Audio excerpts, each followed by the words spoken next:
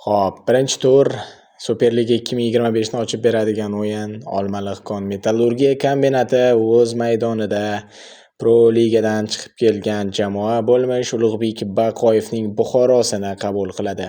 Undan oldin OKMK to'g'risida ikki og'iz fikr bildiraman.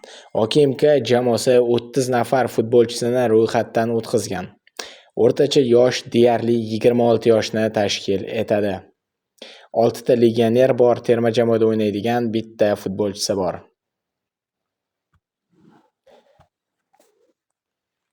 Endigi navbat tarkib tanishtiruviga. Jamoa bosh murabbiysi Mirjalol Qosimov yaqinda ayon bo'ldi. Ushbu inson milliy terma jamoadan tushgan taklifni rad etgan ekan. Xo'p, hujumchilardan boshlaymiz.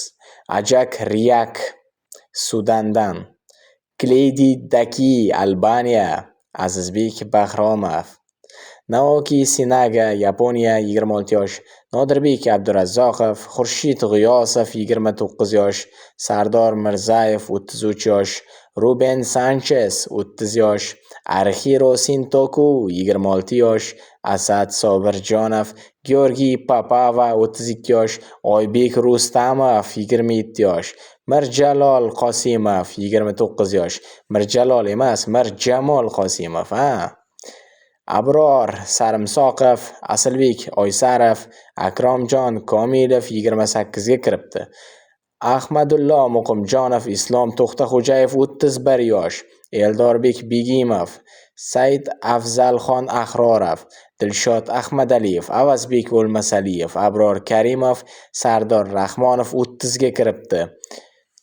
Qalpoq Simon soch qo'yib yuradigan mashal tarbiyalanuvchisi, g'irt chopar bola. Qanaqa ma'noda chopar? Hujumchilarni ayamay qo'pollik ishlataveradigan. O'z uslubi ahmoqona futbol bo'lgan himoyachi. Xo'p, darvozabonlar Javohir Ilyosov, Humoyunshoh Sayyotov hamda Dilshod Yoqubov. Tarkib qanaqa? Bundan ko'nglingiz to'qmi, hurmatli OKMK muxlislari? Men sizlarga endi jamoaning eng yaxshi o'yinchilarini aytib o'taman. Bu Xurshid G'iyosov. Shubhasiz Xurshid G'iyosov OKMKning eng yaxshi futbolchisi. Qo'shilmasangiz nega qo'shilmasligingizni yozing. Xo'p, jamoani o'tgan mavsumdagi to'purarlardan biri Xurshid G'iyosov, Nodirbek Abdurazzoqov, Ruben Sancheslar bo'lishgan. Assistent Xurshid G'iyosov 7 ta pas, Aziz Xolmurodov 3 ta, Akromjon Komilov himoyachi bo'lishiga qaramasdan 2 ta golli uzatmani o'z hisobiga yozib qo'ygan. Gol plus assist hisobi bo'yicha Xurshid G'iyosov birinchi o'rinda 12 ta. Penaltidan gol urish, 3 ta penalti tepib, ikkitasini golga aylantirgan Xurshid G'iyosov. Ruben Sanchez bittadan bitta gol urgan. Irakli Ruxadze bitta penalti tepgan va shuni ham ura olmagan. Xo'p, eng yaxshi futbolchilardan yana biri Oybek Rustamov bo'ladi. Keyin esa Xurshid G'iyosov bo'ladi. Oybek Rustamov OKMKning ikkinchi o'rinini qo'lga kiritishida juda ham katta hissa qo'shdi deb bemalol ayta olaman. Keyin hujumchi Kleydi Dachidan ham ko'p narsa kutilmoqda. Mana shu Kleydi Dachiga yaxshilab e'tibor berasizlar Buxoroga qarshi o'yinda. Endi Buxoroga to'xtalamiz. 21 ta futbolchisi bor. O'rtacha yoshi 26.7 yoshni tashkil etmoqda. 6 ta xorijlik futbolchisi bor.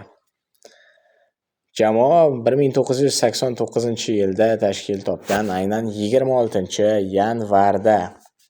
Xo'p, bosh murabbiy Ulug'bek Baqoyev, hujumchilar Dominik Begich, Milan Miroslavich, Shohrux Norxonov, Asilbek Qoyumov, Mahmud Jo'raboyev, yarim himoyachilar Frane Zerchak, Ravshan Xayrullayev, Muhammad Safo Fozilov.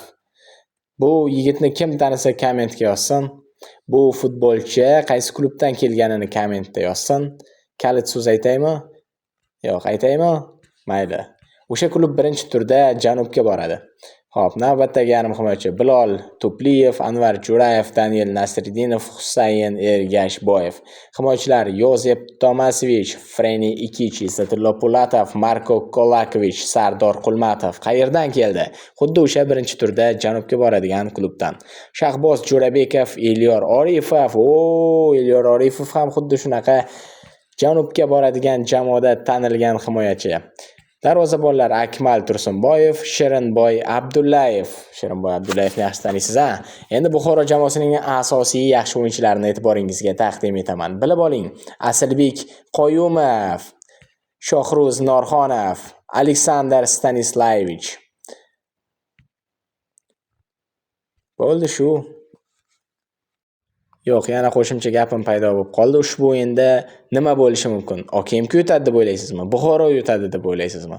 Shaxsan men ushbu uchrashuvda durang kutmoqdaman.